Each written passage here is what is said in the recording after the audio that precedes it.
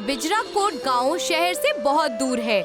गांव वालों को किसी भी छोटे बड़े काम के लिए शहर जाना पड़ता है, जिस वजह से उनको बहुत सारी परेशानियों का सामना करना पड़ता है। बेटा, मेरे पास कुछ पैसे रखे हैं और मैं उनको बैंक में जमा करना चाहता हूँ। पापा, आपको तो पता है ना बैंक कितना दूर है। शहर जाने में ही बेहद सारे पैसे खर्च हो जाएंगे। इससे अच्छा तो आप पैसों को घर पर ही रखिए। बेटा, पैसे घर पर रहेंगे तो और जल्दी खर्च हो जाएंगे। तुम्हें तो पता ही है कि हमारे घर में कैसे कैसे खर्च निकलते रहते हैं। कभी ये खराब हो गया तो कभी वो बिगड़ गया। पर पैसे बैंक में जमा करने से वो खर्चे बंद तो नहीं पड़ जाएंगे ना। उल्टा घर में पैसे ना होने से और ज्यादा परेशानियां आएंगी। हाँ ठीक है, लेकिन कुछ पैसे बैंक में जमा करवाने ही होंगे। बैंक में रखने से उन पैसों पर कुछ ब्याज भी तो मिलेगा। मैंने सुना है कि हमारे कस्बे के नजदीक एक बैंक खुलने वाला है। शहर के बैंक में पैसे जमा करने से तो अच्छा है कि हम लोग नजदीक में ही पैसे जमा कर दे। ठीक है बेटा, अगर कस्बे के नजदीक कोई बैंक खुलेगा तो हम उसमें ही खाता खुलवाकर पैसे जमा कर देंगे।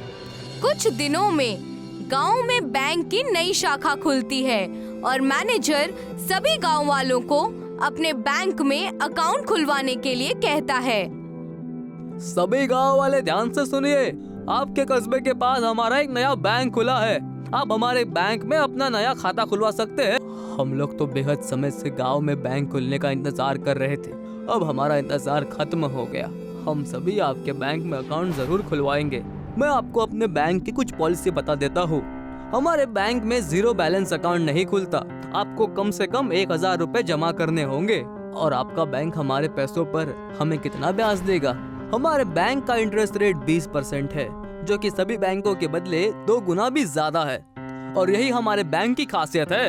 अगर किसी के पास 1000 रुपए नहीं हो तो क्या वो आपके बैंक में अकाउंट नहीं खुलवा सकता?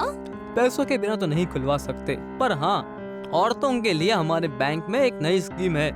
अगर औरतें चाहे तो हमारे बैंक में अपनी गहने जमा कर सकती है। हम 1 साल में गहनों पर 2 गुना सोना सभी को वापस करेंगे। अरे वाह, ये तो सच में बहुत अच्छी योजना है। मैं भी इसका फायदा जरूर उठाऊंगी। हाँ हाँ, क्यों नहीं। कितने गहने हैं आपके पास? अगले साल मेरी शादी होने वाली है, इसलिए घर वालों ने मेरे लिए बहुत सारे गहने बनवाए हैं। मैं उन सभी गहनों को बिना घर पर बताए ही बैंक में जमा कर दूंगी और जब उन पर 2 गुना सोना मिलेगा तो वो सोना मैं माँ को दे दूंगी। आप चाहे तो आज ही सोना बैंक में जमा कर सकते हैं। आपका टाइम आज से ही शुरू हो जाएगा और ठीक 1 साल बाद आप बैंक आकर 2 गुना सोना ले जाइएगा। ठीक है, मैं घर जाकर सोने के गहने लेकर आती हूँ। पिंकी सोने के गहने और जेवर लेने के लिए घर चली जाती है। मैनेजर दूसरी औरतों को भी सोना डबल होने वाली योजना समझाता है और बहुत सी औरतें बैंक में सोना जमा करने के लिए तैयार हो जाती हैं। ये हुई ना बात। इस कस्बे के लोग बेहद समझदार है, जो कि एक ही बार बोलने पर समझ गया। अब देखिएगा कैसे हमारा बैंक आप सभी के पैसे और सोने को डबल करके देता है। मैनेजर खुश हो ही रहा था कि तभी एक बूढ़ा आदमी बीच में से निकल कर आता है। अरे भाईजान, ये तो बताओ कि तुम लोग जो ये सोना और पैसा 2 गुना करने की बात कर रहे हो, इसमें तुम्हारा क्या फायदा है? बुजुर्ग आदमी के सवाल पूछने पर मैनेजर को गुस्सा आ जाता है। तुम्हें क्या लगता है कि हम कोई बैंक वाले नहीं बल्कि चोर है? मैंने ऐसा तो नहीं कहा कि तुम चोर हो, बस एक सवाल ही तो पूछा था। तुम्हें हमारे बैंक में अकाउंट नहीं खुलवाना है तो मत खोलो, पर इस तरह के घटिया सवाल पूछकर मेरा वक्त बर्बाद मत करो। मैनेजर गुस्से में वहाँ से चला जाता है और इस सब के लिए सभी लोग उस बुजुर्ग आदमी को जिम्मेदार ठहराते हैं। खामखा आपने उस बेचारे मैनेजर को यहाँ से भगा दिया। वो तो हम सभी गांव वालों के अच्छे के लिए ही योजना बता रहे थे ना। मुझे तो लगता है कि ये कोई ठग है, इसीलिए उसने मेरे सवाल का जवाब नहीं दिया और गुस्से में यहाँ से चला गया। आपको जो सोचना है सोचिए, हम लोग तो इसी बैंक में अपना अकाउंट खुलवाएंगे। गांव के सभी लोग उस बुजुर्ग आदमी को भला बुरा सुनाते हैं और वहाँ से जाकर बैंक में अकाउंट खुलवाते हैं।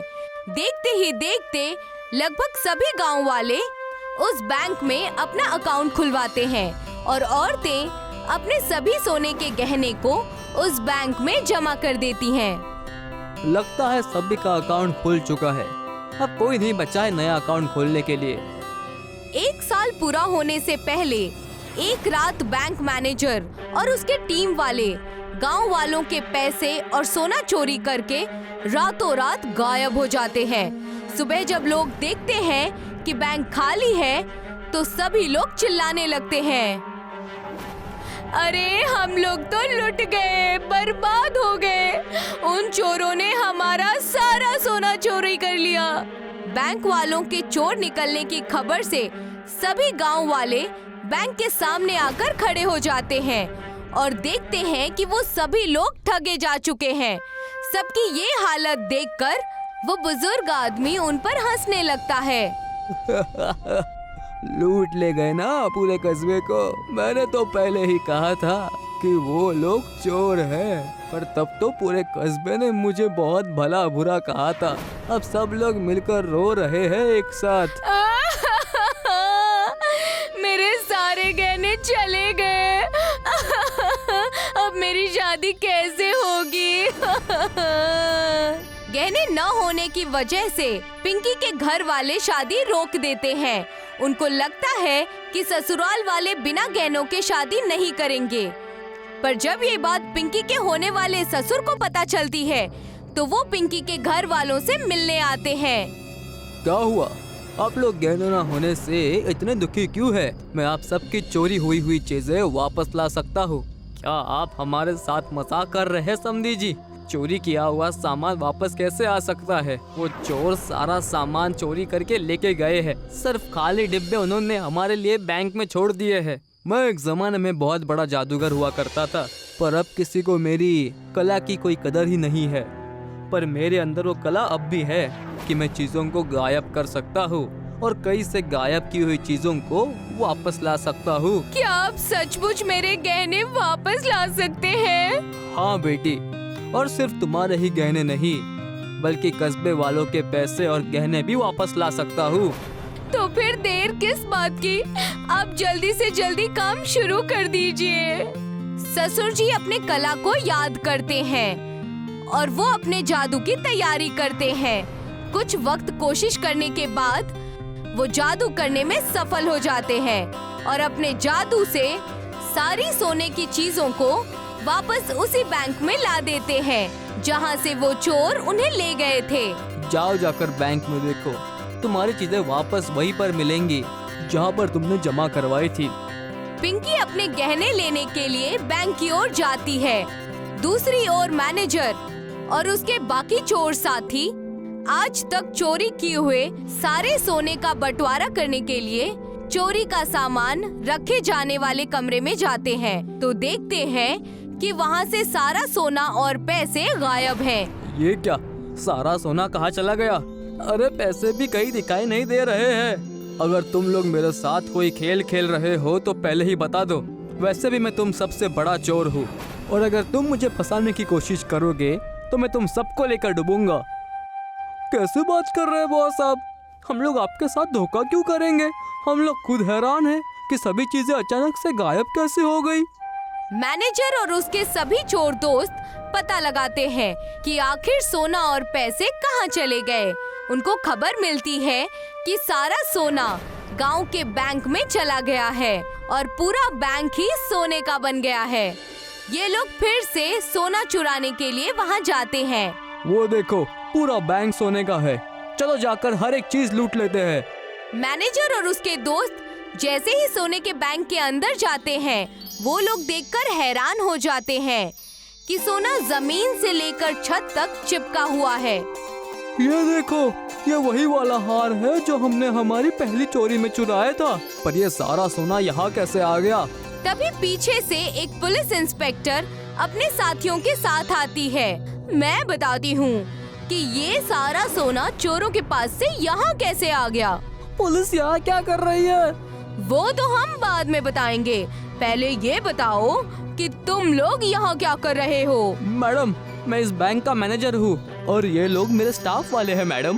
तो तुम ही वो बैंक मैनेजर हो जो पैसे और सोने के गहनों को 1 साल में डबल कर देता है। हाँ मैडम, ये हमारे बैंक की एक पॉलिसी है। क्या आपको भी अपने पैसे डबल करवाने हैं? मुझे पैसे डबल तो नहीं करवाने, पर जेल की सलाखें जरूर डबल करवानी है, क्योंकि तुम जैसे चोरों के लिए सलाखें कम पड़ जाती हैं। लेडी इंस्पेक्टर मैनेजर और उसके दोस्तों को हथकड़ी पहनाती है। पुलिस सारे सोने को उन सभी लोगों को वापस कर देती है। अब तो हमारे घर की बहू बनोगी ना? हाँ, जरूर बनूंगी।